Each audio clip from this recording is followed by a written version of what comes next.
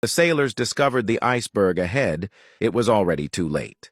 At that moment, the Titanic was traveling at a maximum speed of 42 km/h.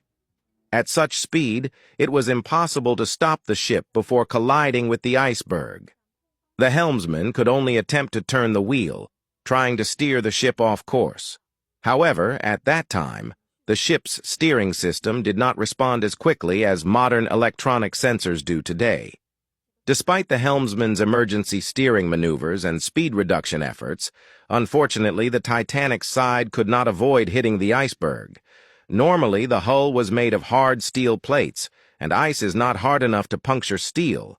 In most cases, a collision would merely dent the steel plates rather than cause the ice to pierce through them. However, during the era when the Titanic was built, welding technology had not yet been developed. The hull was constructed from numerous steel plates tightly connected with rivets.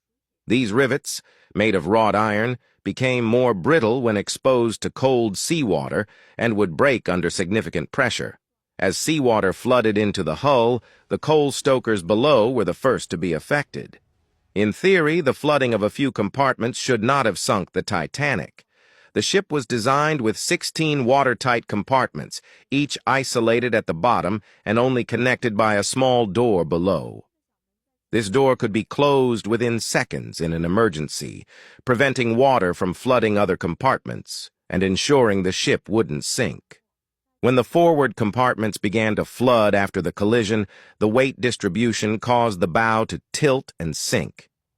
As the water level rose, seawater began to spill from one compartment to another.